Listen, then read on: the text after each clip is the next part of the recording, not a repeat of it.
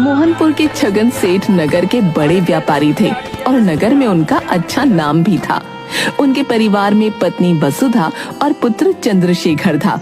एक दिन छगन सेठ पत्नी वसुधा से, सुनती हो, कल सुबह मुझे जल्दी उठा देना, कुछ जरूरी काम से दूसरे नगर को जाना है।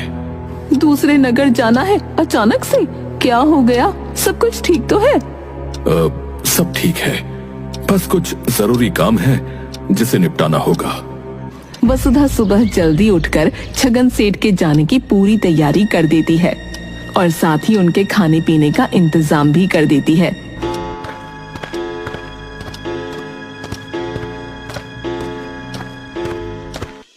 देर रात छगन सेठ दूसरे नगर से वापस आते हैं। बहुत देर हो गई आपको, कहाँ रह गए थे? अब इस समय कुछ भी कहने की हिम्मत नहीं है, मैं कल सुबह बात करूंगा। मैं भोजन लगा देती हूँ, आप हाथ पैर धोकर आ जाइए। नहीं, भोजन करने का दिल नहीं है, मैं बस सोने जा रहा हूँ।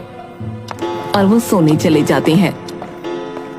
वसुधा अपने मन में ही विचार करती है, क्या बात है, आज से पहले तो बिना भोजन किए कभी नहीं सोए, शायद ज्यादा थक गए हैं। चलो कोई बात नहीं, सुबह बात करूंगी। दूसरे दिन सुबह सुबह छगन सेठ के घर पर एक व्यक्ति आता है।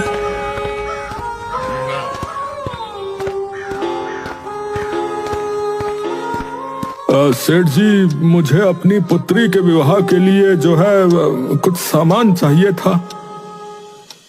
हाँ, जरूर, दुकान पर आकर ले जाओ। क्या क्या चाहिए तुम्हें?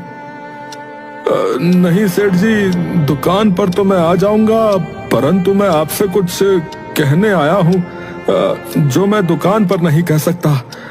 बड़ी मुश्किल से पुत्री का अच्छे घर में विवाह संबंध जुड़ा है। बाकी सब इंतजाम तो हो गया है, परंतु आपकी दुकान से जो सामान मुझे लेना है उसके लिए मेरे पास उतना धन नहीं होगा। तो तुम मुझसे क्या चाहते हो? सेठ जी, मैं आपसे बस इतना अनुरोध करने आया हूँ कि अभी आप मुझे सामान दे दीजिए और मैं जो है धीरे धीरे करके आपका सारा पैसा आपको लौटा दूंगा। छगन सेठ कुछ देर विचार करते हैं और फिर एक पर्चा लिखते हुए बोलते हैं, ठीक है, तुम दुकान पर आकर सारा सामान ले जाओ और नौकर को बोलना कि तुमने पैसा मुझे दे दिया। ये पर्चा उसे देना।